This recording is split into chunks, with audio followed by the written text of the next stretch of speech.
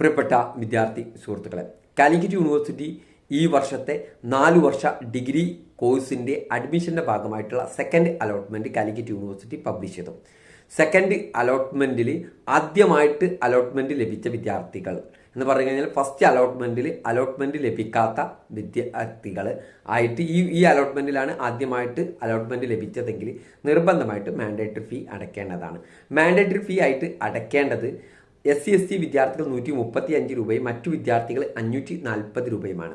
Mandatory ഫീ അടയ്ക്കേണ്ട അവസാന തീയതി ജൂലൈ 2 ഉച്ചക്ക് 3 മണി വരെയാണ്. ജൂലൈ 2 ഉച്ചക്ക് 3 മണിക്ക് മുമ്പായിട്ട് മാൻഡേറ്ററി ഫീ അടയ്ക്കേണ്ടതാണ്.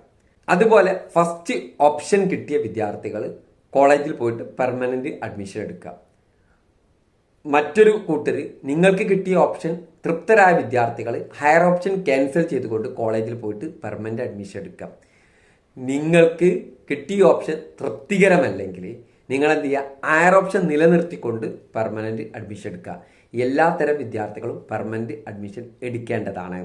അതുപോലെ തന്നെ ഹയർ ഓപ്ഷൻ നിലനിർത്തിയ വിദ്യാർത്ഥികൾ ഉണ്ടാവുമല്ലോ, എന്ന് പറഞ്ഞാൽ ഫസ്റ്റ് ഓപ്ഷനിലെല്ലാം അഡ്മിഷൻ കിട്ടിയത് ഹയർ ഓപ്ഷൻ ഡിലീറ്റ് ചെയ്യാത്ത വിദ്യാർത്ഥികൾക്ക് തേർഡ് അലോട്ട്മെൻറ്റിൽ മറ്റൊരു കോളേജിൽ അഡ്മിഷൻ കിട്ടുകയാണെങ്കിൽ തേർഡ് അലോട്ട്മെൻറ്റിൽ ഈ കോളേജിൽ നിന്നും TC വാങ്ങിയിട്ട് പുതിയ കോളേജിലേക്ക് എന്ത് ചെയ്യാൻ പറ്റും, അഡ്മിഷൻ എടുക്കാൻ സാധിക്കുന്നതാണ്.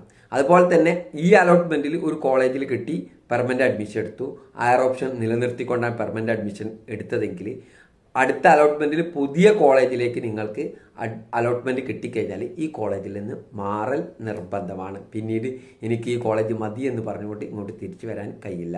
അതിനാൽ തന്നെ നിങ്ങൾക്ക് ഏതെങ്കിലും ഹയർ ഓപ്ഷനുകൾ ഡിലീറ്റ് ചെയ്യാനുണ്ടെങ്കിൽ അത് ഇതിൻ്റെ കൂടെ തന്നെ ഡിലീറ്റ് ചെയ്യേണ്ടതാണ്. അഡ്മിഷൻ എടുക്കേണ്ട അവസാന തീയതി എന്ന് പറയുന്നത് ജൂലൈ 2 ഉച്ചക്ക് 3 മണി വരെ അഡ്മിഷൻ എടുക്കാനുള്ള സമയമുണ്ട്. ആ സമയത്തിനുള്ളിൽ നിങ്ങൾക്ക് എവിടെയാണോ അഡ്മിഷൻ കിട്ടിയത് ആ കോളേജിൽ പോയിട്ട് അഡ്മിഷൻ എടുക്കേണ്ടതാണ്. ഈ കാര്യങ്ങൾ പ്രത്യേകമായിട്ട് പ്രിയപ്പെട്ട വിദ്യാർത്ഥി സുഹൃത്തുക്കൾ ശ്രദ്ധിക്കേണ്ടതാണ് എന്നതാണ് ഇപ്പോൾ നിങ്ങളോട് പറയാനുള്ളത്. Okay, thank you.